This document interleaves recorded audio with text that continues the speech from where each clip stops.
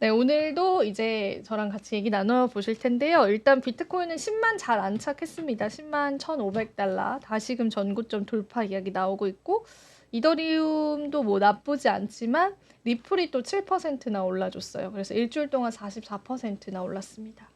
언제까지 오를 건지 지켜봐야 될 것 같고, 리플 관련해서는 오늘 또 할 얘기가 있어서 보시면 될 것 같고, 요거는 이제 그 크립토 시총 오랜만에 좀 켜봤어요. 일단 비트코인이 지금은 7위, 사우디아람코랑 이제 실버 위에 있고 아마존이 바로 위에 있고요. 그리고 이렇게 쭉 글로벌 기업들 이게 전체 순위거든요. 쭉 내려보면 이더리움도 있어요. 이더리움은 저도 모르는 기업들이 많은데 코스트코 이제 살짝 밑에 있고 넷플릭스보다 위에 있어요. 지금 시총이 지금도 변동성 나타내고 있죠.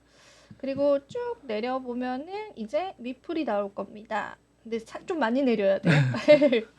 자, 리플이 여기 골드만삭스를 넘었다가 다시 골드만삭스가 이제 77위를 차지를 하게 됐고 뒤에 AMD가 있어요. AMD도 유명하죠. 반도체 관련해서. 그래서 HSBC도 유명하고 그래서 리플은 78위 정도 되고 있다. 그렇게 보시면 될 것 같고 요거는 이제 변동이 있을 때마다 수시로 많이 보여드리도록 할게요. 그래서 오늘은 이제 아까 골드만삭스를 넘었다라는 게 또 이제 이슈이긴 했었는데 지금 현재 실시간 차트상으로는 이제 막상막하인 것 같습니다. 여기 보시면 진짜 시가총액이 차이가 안 나요. 진짜. 그래서 요거 이제 리플이 넘어줄 수 있을지. 골드만삭스 이제 잡고 월트 디즈니 잡으러 가는 거죠. 약간 이런 식으로 보시면 될 것 같아서 월트 디즈니랑은 또 차이가 얼마 안 나요. 그래서 한번 이제 눈여겨서 계속 보시면 될 것 같아서 요건 또 재미로 여러분들 같이 보시면 좋을 것 같고 오늘도 이야기 하나하나 나눠보겠습니다.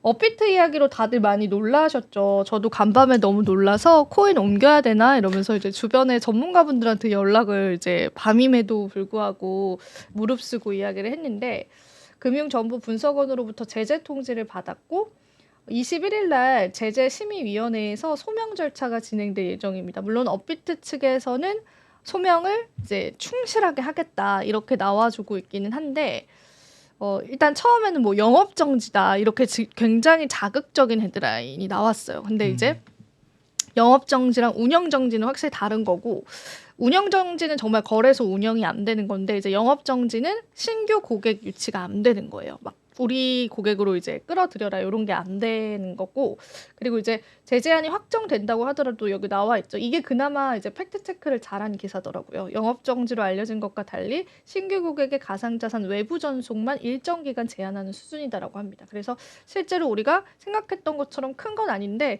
그래도 이제 벌금적인 측면에서 좀 많은 벌금을 질 수가 있고 그리고 이제 초기에는 영업 정지로 잘못 알려져서 커뮤니티에 굉장히 혼란이 있었습니다. 저도 많이 이제 여기저기 물어보고 그랬어요. 근데 이제 중요한 거는 요럴 때를 치고 이제 빗썸이 이제 적극적인 이제 홍보 활동가 그리고 오늘 또 빗썸 관련주가 오르더라고요. 그래서 빗썸이 그 전유율을 좀 가져올 것이냐 이런 이야기들도 있기는 한데 일단 벌금은 매길 수 있기 때문에 그거에 따른 이제 영업이익률 급감, 감소 이런 것들은 좀 있을 수 있을 것 같고 일단 업비트 입장에서는 암호화폐 거래소는 신뢰가 가장 중요하기 때문에 소명을 잘 해서 잘 넘겨야 될 것 같습니다. 그리고 이제 추가적으로 방금 뜬 기사에서는 임직원 중징계가 검토가 된대요. 그러니까 요거는 또 다른 리스크거든요. 임직원이면 뭐 오너 리스크까지 확대시켜서 볼 수가 있는 거예요. 그래서 가삼자산 사금 재탁에 대한 루프홀 위험이 확인된 첫 사례인 만큼 최고 경영자에 대한 제재도 배제할 수 없는 상황이다라고 합니다. 그래서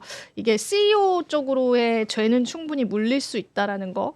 자금 세탁에 지금 이용이 됐다 업비트가 그런 혐의가 좀 있거든요. 그래서 그런 부분들 여러분들이 살펴보시면서 참고로 제가 아는 전문가님은 그래도 좀 분산을 해놓으라고 하더라고요. 근데 우리가 이제 코인을 옮길 수 있어요. 내 평단가 그대로. 대신 수수료를 좀 내야 되긴 한데 그걸 팔아서 다시 거래소에서 살 필요 없이 코인은 또 이제 거래소마다의 옮김이 가능하기 때문에 업비트에 모든 물량을 넣어두시기 좀 불안하신 분들은 옮기는 전략들로 한번 가져가 보시면 좋겠습니다. 자, 그리고 리플 이야기할게요. 리플과 트럼프의 대립, 루머의 진실 공방이 있었습니다. 일단 이제 리플 법률 책임자는 이런 루머를 강하게 반박을 했습니다. 이게 어떤 루머냐면은 본부장님 저한테 보내주셨는데 이제 트럼프한테 후원을 하지 않은 기업들한테 트럼프가 약간 압박을 가했더라고요. 근데 이제 그 기업들 중에 하나가 리플이다라는 그런 루머가 있었어요. 그래서 완전한 허구다라고 이제 부정을 하고 출처가 불분명한 보고서를 신뢰하지 말라라고 했습니다. 뭐 본부장님 저에게 출처가 네. 불분명한 보고서를 보내주셔가지고 제가 이거를 네. 또 열심히 찾아봤습니다. 이게 도대체 네. 무슨 일인가. 네. 그러나 이제 커뮤니티에서는 좀 그래도 논란이 있었죠. 근데 이제 어쨌든 상승은 했어요. 리플 가격은. 이게 루머로 일단락된 것 같고, 그다음에 이제 리플의 대변인 같은 경우에는 리플의 이제 CEO 브래드 갈링하우스가 트럼프 전 대통령에게 리플을 포함한 디지털 자산 준비금 확장을 요청을 했다라는 그런 소식을 같이 전하기도 했는데, 근데 이게 사실은 저도 조금 옛날 기사를 찾아보니까 그 정황이 있더라고요. 이게 이제 제가 한 블로그에서 발췌를 했는데 실제로 카말라 해리스한테 리플 100만 달러 규모를 이제 이체를 했다라는 그 내용이 이렇게 나와 있어요. 이게 그래가지고 이게 사실인지 아닌지는 조금 더 팩트 체크를 해봐야 되는데 그러면서 이렇게 이제 증거 자료를 같이 올렸더라고요. 그래서 이건 좀 최근 트윗은 아닙니다. 한참 이제 대선일 때 그 트윗 글이거든요.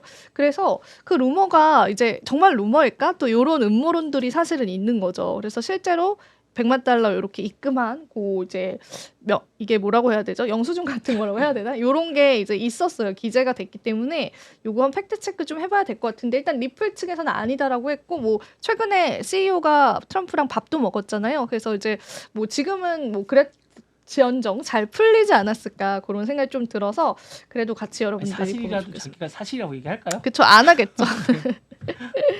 이렇게 이제 정치 후원의 퓨처 포워드 근데 이 당시 이게 굉장히 화제가 됐던 건 카말라 해리스가 일단 민주당이다 보니까 암호화폐에 적대적일 것이다라고 생각을 했는데 카말라 해리스가 그래서 일부러 암호화폐 후원금도 안 받는다 이런 이야기가 있었는데 최초로 큰 후원금을 받았던 첫 사례로 그 당시에 커뮤니티에 뜨거웠던 내용이었거든요. 근데 이제 이게 다시 이렇게 리플의 악재로 그 수면 위로 부각이 됐던 거였죠. 그래서 그게 이제 해프닝이 저희가 좀 있었습니다. 근데 뭐 어쨌든 리플 가격은 크게 영향은 없었다라고 보시면 되고 테더 같은 경우에는 미국 진출 지금 검토 예정이다라고 합니다. 그래서 이제 테더 최고 경영자가 블룸버그랑 인터뷰를 해서 미국 진출을 배제하지 않겠다. 명확한 규제와 지침이 뒷받침된다면 미국 진출을 하겠다. 이렇게 이야기하고 있고 제가 늘 말씀드리지만 이제 미카 시행으로 테더가 위기를 겪자 이런 일들이 조금 펼쳐지는 것 같다라는 분석도 있습니다. 자, 그리고 요거는 라이트코인 현물 ETF 서류가 SEC 쪽에 제출이 됐다라고 합니다. 그래서 제가 알트코인들 중에 비교적 지금 시세 탄력 안 나온 것 중에 ETF 가능성이 있는 게 라이트코인이다라고 이전에 말씀드렸는데 실제로 그 관련서를 제출했던 게 이제 나왔어요. 그래서 라이트코인이 모든 작업을 끝마쳤다. 올해 상장될 첫 번째 알트코인 ETF가 될 것이다라고 하면서 이야기를 했습니다. 실제로 제가 말씀드렸잖아요. 라이트코인은 디지털 골드로 불리고 비트코인 디지털 골드고 라이트코인이 디지털 실버로 불린다고 해서 뭐 반감기, 채굴 이런 모든 알고리즘이 굉장히 비슷해요. 그래서 아마 에릭 발추나스는 라이트코인이 ETF로 올해 가장 처음으로 나올 알트코인이 될 것이다. 그렇게 보고 있습니다. 제가 마지막으로 온체인 지표 하나 보여드릴게요. OTC 거래라고 해서 장외 거래거든요. 이게 코인베이스에서 굉장히 크게 급등을 했어요. 장외 거래가 급등을 했다는 거는 추정을 해보면 기관 투자자들의 매집이 지금 엄청 일어나고 있다는 추정이 된다라고 합니다. 실제로 이제 자금 추적을 좀 당할 가능성이 적기 때문에 기관 투자자들이 장외 거래를 보통 하는데 이 장외 거래가 최근에 굉장히 늘어가고 있기 때문에 기관 투자자 수급적인 측면에서도 긍정적으로 우리가 바라볼 수 있다라는 그런 얘기들까지도 같이 전해졌습니다. 자, 이렇게 해서 제가 또 온체인 지표까지 같이 여러분들과 이야기를 좀 나눠봤습니다.